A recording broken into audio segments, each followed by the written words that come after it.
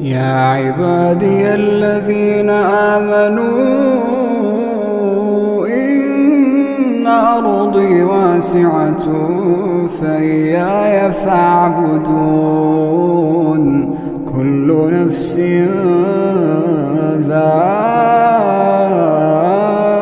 ذائقة الموت كل نفس ذائقة الموت ثم إلينا ترجعون والذين آمنوا وعملوا الصالحات لنبوئنهم من الجنة غرفا تجري من تحتها الأنهار خالدين فيها